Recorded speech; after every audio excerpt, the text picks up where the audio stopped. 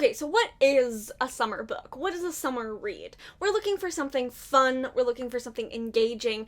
I want you to be able to pick up this book and you would rather read this book than go and jump in the pool. That's the vibe that we're going for here. Let's jump right into it. The first one I have is When No One Is Watching by Alyssa Cole. This is a thriller about a rapidly gentrifying Black neighborhood in Brooklyn where our main character notices that all of her friends and neighbors who have been in their homes for decades are suddenly disappearing and getting replaced by white folks. This is really well paced, it's well written, the twist and the horror is just like slightly out of the realm of possibility, but not by like that much, which makes it a really fun read. It's really engaging, it feels really current and really timely. Sydney and her eventual Sydney and her eventual sidekick, Theo, do a lot of deep dives into their neighborhood's history, so you actually get to learn a lot about the history of a couple of, like, Black neighborhoods in Harlem, which I really enjoyed. The ending is really satisfying. It's just, like, a solid thriller that's not a trashy summer read at all, but it's paced like one. The next book we're going to talk about is Disorientation by Elaine Say Chu. This was my favorite book of last year. This is a contemporary lit fic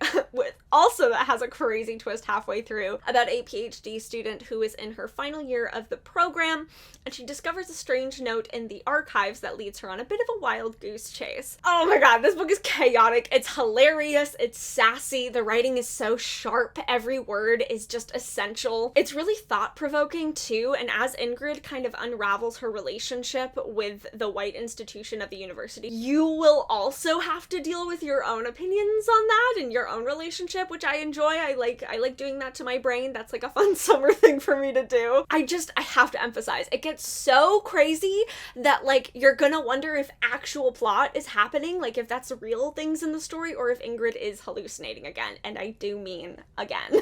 I just raced through this book when I read it. I think it's an absolute masterpiece. Though I haven't read Yellowface yet, I think I can assume that they have pretty comparable themes, so if that sells it for you, this book is fantastic. The next book is for my nonfiction and memoir girlies. This is What We Don't Talk About When We Talk About Fat by Aubrey Gordon. This is written by my favorite podcast host and fat activist Aubrey Gordon, who I'm a little bit obsessed with. It combines her experiences as a, quote, fat lady about town with real life facts about legal weight discrimination and anti-fat violence and just the general anti-fat bias that exists in the world. It's well written, cohesive, succinct, and honestly, I just learned so much from reading this book that I can't stop recommending it. It feels like required reading for humans. I also have her second book on my shelf. Her writing is just stellar. I just genuinely like love to learn stuff from her and from her voice. Then we have Ballad of Black Tom by Victor LaValle. Yes, I learned how to say his name.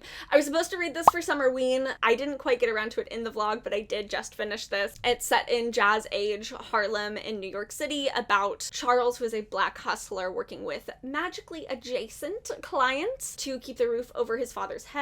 Ignore my bangs. And one day a wealthy white man asks him to play guitar at his home for a staggering amount of money. And it sets some fun cosmic horror things in motion. It's split into two parts, one following Charles and one following a private detective, and is based off of Lovecraft's horror at Red Hook. This is weird. It is written like a fairy tale, and I don't really know how to describe that until you read it. It's paced like a runaway train. The ending is fantastic. It's like just gory enough to be satisfying. The motivations are solid. The cosmic horror was like genuinely frightening. And somehow, even though it's a historical piece, it ties into some like really nice contemporary themes. She's a short little novella, definitely able to read in a day. This was a 5-star horror for me, and it was out of my comfort zone, so I really enjoyed this, and I definitely recommend it. For this last book, I was looking for like a good summery fantasy that wasn't too heavy and wasn't too detail-oriented or world-building, something that's just like fun and easy to read without like a lot of commentary. Most of these books all have like some nice commentary, but sometimes you just want to read something really stupid,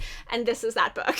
Tune In Tomorrow by Randy Dawn is so silly. This is about a failing Hollywood actress who gets hired to work on a reality show in the fairy world. There's plot about like the disappearance of her predecessor that she replaces, but this book is just like stupid. It's just a good time the whole way through. There's a little love triangle, which usually I don't vibe with, but I really liked it in this one. It's very lighthearted, very chaotic, and like it's not gonna win any awards, but it's a good frickin' time. So there you go. That is your five summary book recommendations. If you like these kinds of books, if you like these kinds of videos, don't forget to subscribe. I will see you all in my next one.